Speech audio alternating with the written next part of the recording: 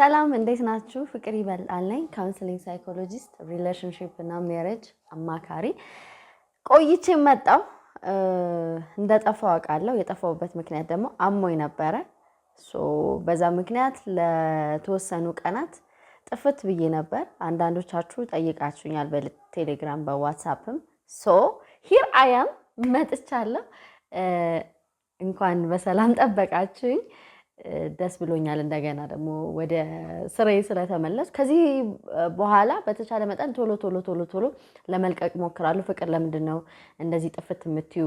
ትሉኛላችሁ። ግን አክቹሊ ያው እንደነገርኳችሁ ያውኑ ምክንያቴ በህመም ምክንያት ስለሆነ ነው። ኤኒዌይስ ደህና ናችሁ? እንዴት ናችሁ? እንዴት ነው ኑሮ? ረጅም ጊዜ እየጠፋሁ አስመሰልኩት አይደለም? ዛሬ ደግሞ የመረጥኩት ጉዳይ ብዙ ባለትዳር ላይ ያስተዋልኩት ነገር አለ። ብዙ ባለትዳር እንደ ሲንግል ነው የሚኖረው ወይም የሲንግልነት ስሜት ይሰማዋል። ሴቶችንም ወንዶችንም በምክር አገልግሎት እንዲህ በማማክርበት ሰዓት ያጋጠመኝ ኮመን የሆነ ነገር ሆኗል። ይሄ አግብቶ ብቻን የመሆን አይነት ስሜት መሰማት። ለምንድን ነው ይሄ የሆነው? አብሮ ቤት እየተጋሩ አብረው የጋራ ልጅ ኖሮ አብረው አንድ አልጋ ላይ እየተኙ ብዙ ነገሮችን ኃላፊነቶችን እየተጋሩ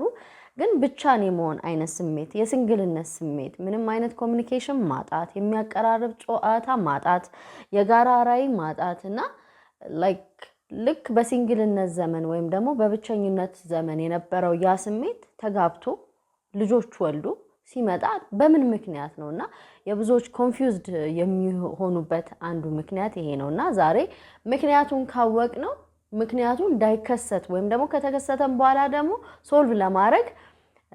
መንገድ እናገኛለን ማለት ነው። በነገራችን ላይ የምክር አገልግሎት ማግኘት የምትፈልጉ በዋትስአፕ ወይም ደግሞ በቴሌግራም ስክሪኑ ላይ በምታዩት ቁጥር ቴክስት በማድረግ ሙሉ መረጃ ይደርሳችኋል። ስለ ሪሌሽንሺፕ ስለ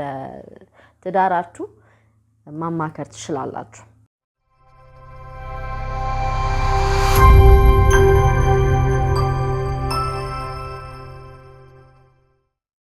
ለምንድን ነው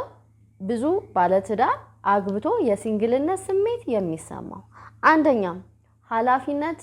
ሙሉ በሙሉ ሮማንስን ስለተካ።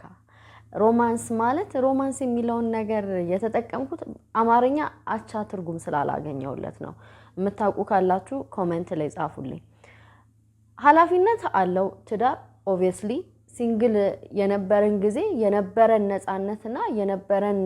አንዳንድ ነገር በትዳር ውስጥ ስንሆን እናጠዋለን። ይሄ ማለት ግን ይሄ ሮማንሱ፣ መነካካቱ፣ መጎነታተሉ፣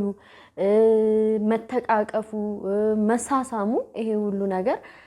መጥፋት አለበት ማለት አይደለም። ሰው መጀመሪያ ያደረገው የነበረውን ጥረት ሳይጋባ ከተጋባ በኋላ ያቆማል። እንደውም አንዲት ልጅ ምን አለችኝ? ያማ ፕሮሞሽን ነበር ብሎኛል እጮኛዬ። ያ የመጀመሪያው ፍቅር የት ነሽ ጠፋሽ መሳሙ መጎንተሉ ማቀፉ እሱ ለፕሮሞሽን ነበር። አሁን ወደ ፕሮዳክቱ ስንመጣ ወደ አክቹዋል ነገሩ ስንመጣ እሱ አይኖርም። ሁሌ ማስታወቂያው የተጋነነ ነው ከዋናው ብሎኛል አለችኝ። እና እንደዚህ መሆን የለበትም። እንደውም ትዳር ላይ የበለጠ መስራት ያለብን የበለጠ ይሄ ፍቅሩ እንዲግል እንዲያተኩስ፣ እንዲሁም በኃላፊነት ማስክ እንዳይደረግ እንዳይሸፈን ማድረግ የምንችልበት ሁኔታ ማመቻቸት አለብን። ያለበለዚያ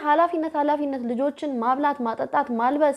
ቢል መክፈል፣ የቤት ኪራይ መክፈል፣ የሆነ ቦታ አንድ ላይ ይሄ ሶሻል ላይፍ ማድረግ ምናምን፣ መውጣት መግባት መስራት፣ እንደዛ ከሆነ ይሄ ዲዩቲ ብቻ ኃላፊነት ብቻ አይነት ስሜት ይሰማንና ቀስ በቀስ ቦሪንግ እየሆነ እየሰለቸን ማለት በቃ መቼ ሳንዴ ገብቼበታለሁ የሚባል አይነት ትዳር ይመጣና ከዛ ጣዕም ያጣል ማለት ነው። በቃ ፍሌቨር የሌለው አይነት ሜሬጅ ኤግዞስትድ የሚያደርግ እና እሱ ሲሆን ደግሞ ምንም ቢሆን እኮ እናንተ አብራችሁ የምትኖሩት ኦፖዚት አትራክት ተደራርጎ ተዋዳችሁ ተፋቅራችሁ ያ ሴክሹዋል ወይም ደግሞ በተቃራኒ ጾታ መፈቃቀር አይነት ይሄ ግለት ያለው ፍቅር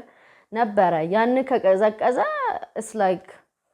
ወንድምና እህት ሆናችሁ ነው የምትኖሩት እንዳልል ወንድምና እህት እንደውም የተሻለ ይኖራል። ደባል እንደሚኖረው አይነት ይሆንና በጣም ከባድ አይነት ይሄ ልጆች ራሱ የሚያውቁበት አይነት ሁኔታ ማለት ቴንሽናችሁን ውጥረታችሁን አትተቃቀፉ ዲነር ዴት የላችሁ አትገባበዙ አትጫወቱ አትቀላለዱ አትጎነታተሉ ከዛ ሴክሹዋል ላይፋችሁም ይሆናል አይደለ እንደ ግዴታ አይነት በሚመስል ሁኔታ ኃላፊነት ሙሉ በሙሉ ሮማንሱን ሸፍኖት ደፍጥጦት ከዛ ዝም ብሎ መኖር የለም መነሳት መግባት ኃላፊነት መክፈል ምናምን ሲሆን ቀስ በቀስ በትዳር ውስጥ ያለ የሲንግልነት ስሜት እየተሰማችሁ ይመጣል ማለት ነው ሁለተኛው ደግሞ የመተው ስሜት ይሄ ኢሞሽናል ኒድ አለ ሰው አሁን ለምሳሌ የሚመስለው ሀብታም ከሆንክ በቃ ትዳር አሪፍ የሚሆን ሀብታም ከሆንክ ልጆች በብዙ ነገር ደልቷቸው ሰምሮላቸው ጥሩ ለብሰው ጥሩ ተመግበው ጥሩ ትምህርት ቤት ሄደው በቃ ይኖራሉ ሚስትም ታዘንጣታለ የሚገባን ኃላፊነት ትወጣለ እሷም እንደዛ ብሎ ነው የሚያስበው ግን ገንዘብ የማይሸፍነው ብዙ ኒዶች አሉ ከነሱ መካከል ደግሞ የኢሞሽናል ኒድ ሰው መፈቀር ይፈልጋል ሰው ትኩረት ይፈልጋል ሰው አሹራንስ ይፈልጋል ማለት ያኔ የዛሬ 10 አመት የመረጥኩሽ ወድጄሽ ነው ስለዚህ አሁንም የሆነ አይ ላቭ ዩ እንድልሽ አታስገድጂኝ ምንም የተቀየረ ነገር የለም የተቀየረ ነገር ቢኖር ኖሮ አንድ ላይ አንኖርም አይባልም አሹራንስ ይፈልጋል ሰው አሁንም መወደዷን ማወቅ ትፈልጋለች አሁንም መወደዱን ማወቅ ይፈልጋል ይሄ ኮመን ነው በሴትም በወንድም you see አንዳንዴ ብዙ ከመኖር አንፃር በእጅ ያዙት ወርቅ ከመዳብ እኩል ነው እንደሚባለው ፎር ግራንትድ ሰዎችን ልንይዝ እንችላለን የትዳር አጋርን የሚሰሩት ኃላፊነት ግዴታቸው እንኳን ቢሆን ግዴታው አይደለ እንዴ አይባልም አፕሪሺየት መደረግ ኖቲስ እንደተደረገ እንደ እየታየ እንደሆነ ያንን የሚያረጋውን እያንዳንዱን ነገር የምታረጋውን የምትለፋውን ነገር አክኖሌጅ ማድረግ ዕውቅና መስጠት አለበት ለምን አመታት አይሆንም ግን አንዳንድ ጊዜ ምን ይሆናል በብዙ አመታት መካከል ወይም ደግሞ ብዙ አመታትም ላይ ያስቆጥር ይችላል ግን ፎር ግራንትድ መያዝ በቃ ግዴታው ነው ይባል አይደል እንዴ ግዴታዋ ነው ሚስት አይደል እንዴ ይባልና ኒግሌክት ሲደራረግ የስሜት ፍላጎቱን እንደ ቀድሞ ማሟላት ስሜት ሲባል ሰው ሴክስ ብቻ ነው የሚመስለው እንደዛ አይደለም አቴንሽን ሰው ይፈልጋል ትኩረት ይፈልጋል መደመጥ ይፈልጋል አለውልሽ መባል ይፈልጋል ወይም አለውልህ መባል ይፈልጋል you see ሶ ያለ መታየት ያለ መሰማት ያለ መደመጥ አይነት ስሜት እየመጣ ሲመጣ በትዳር ውስጥ ያለ የሲንግልነት ስሜት መምጣት ይጀምራል በሁለቱም በኩል ኦኬ ሶስተኛው ደግሞ በጣም ከባዱ ስሜት ቀላል የሚመስል ግን ለብዙዎች ይሄንን ስሜት ዴቨሎፕ ማድረግ ምክንያት የሆነ ምን እንደሆነ ታውቃላችሁ ችግርን ላለመጣላት በሚል እያጠራቀሙ ማለፍ ማለት ችግር አለ ያልተመቻቹ ነገር አለ ግን ከዛ ሰው ጋር ላለመጣላት ተብሎ ዝም እየተባለ እየተጠራቀመ ሲሄድ you know what will happen ምን ይመጣል መሰላችሁ በአመታት ሂደት ውስጥ ሪዘንትመንት ውስጥ ምንድነው የሚባለው ቂም እንዴ የረሳውልህ መስሎ ነው እንዴ ዝም ስለ ያላየው መስሎ ነው እንዴ ዝም ስለ ያልከፋይ መስሎ ነው እንዴ እኔ ምንሽ እንደዚህ ስታረጊ በአመታት ውስጥ ጸጥ ያልኩሽ እኮ ደስ ብሎኝ አይደለም ግን you know ከዛሬ ነገ ትቀየሪያለሽ እያልኩ ሳይሽ ግን እየባሰብሽ ነው የመጣው ይባላል ከአመታት በኋላ እሱ አያችሁ ይሄን ነው ሪሰንትመንት ማለት በቃ ቁጣ ቢተርነስ መራርነት እልህኝነት ዴቨሎፕ ያደረገ ይመጣል ይሄ ደግሞ ምንድነው በትዳር ውስጥ ያለ የሲንግልነት ወይም የብቻን የመሆንን ስሜት ዴቨሎፕ እንዲያረግ እያረገ ነው የሚመጣው ሶ በተቻለ መጠን ጥልን አለመፍራት ስላችሁ ሪስፔክትፉል በሆነ መንገድ ሰው መጣላት ይችላል ተከባብሮ መጣላት ይችላል ሳይሰዳደብ መስመር ሳይስት መጣላት ይችላል ምክንያቱም ጸብ አንዳንድ ነገሮችን ያጠራል ውሃ ካልደፈረሰ አይጠራም እንደሚባለው አንዳንድ በትዳር ላይ ያሉ ወይም በሪሌሽንሺፕ ላይ ያሉ ችግሮች የሚጠራው የበለጠ ስንጋጭ የበለጠ ጸብ ሲባል እንዳልኳችሁ አግባብ ባለው መንገድ ጸብ መልካም ነው ምክንያቱም ነገሮችን ክሊር ያረጋ ይመጣል ያለበዚያ ማጠራቀሙ ግን በጊዜ ሂደት ያልታከሙ ቁስሎች ያልታከመ ሁኔታ ቀስ ያለ ከፍ ያለ ልክ እንደ ሰዓተ ገሞራ ከፈነዳ በኋላ ከባድ ነው የሚሆነው ለመመለስ ራሱ that's why አንዱ ባለትዳሮች ሲንግልነት የሚሰማቸው ያጠራቅማሉ ስሜታቸውን አይገልጹም ስሜት ሳይገለጽ ሲቀር ደግሞ ቦትል ዳፕ የሆነ ኢሞሽን ነው ልክ አሁን ለምሳሌ ኮካ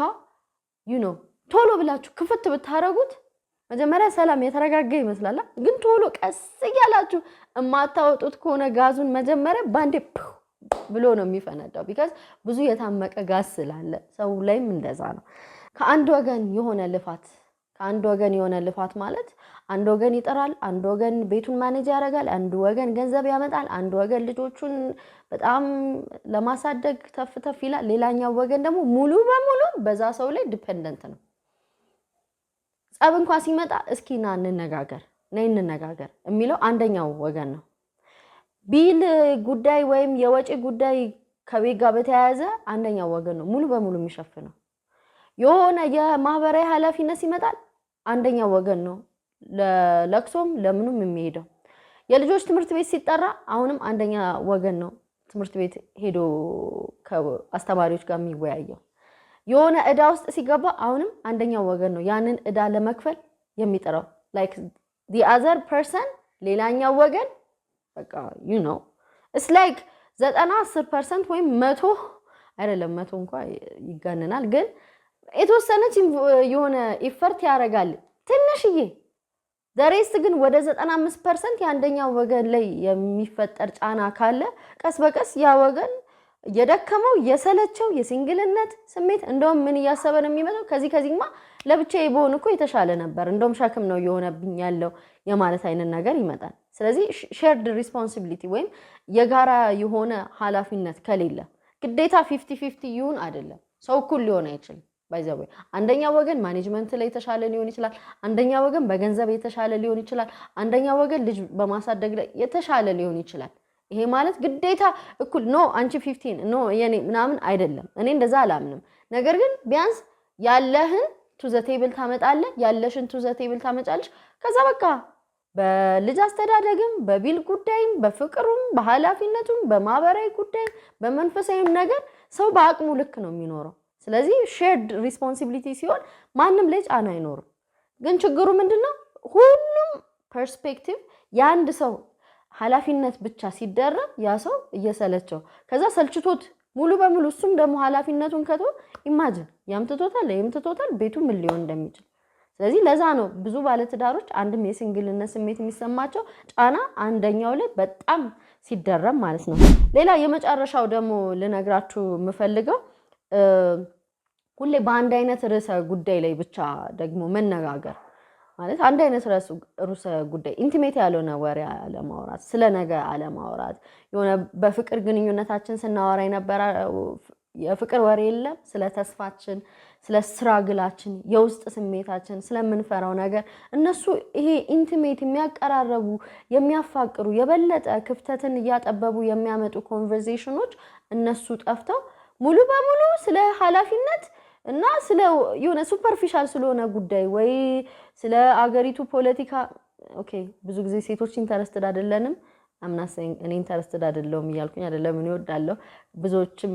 እንዳሉ አቃለው ግን ኮመን በሆነ ሁኔታ ለምሳሌ የጋራ የሆነ የለም የሰፈሩ ጉዳይ ሊሆን ይችላል የማህበር ምናምን እንደዚህ ወሬ ይወራል ነገር ግን ኢንቲሜት ወደ ሆነ ስለ ፍርሃት ስለ ስራ ቦታ ፕሮሞሽን ወይ ደግሞ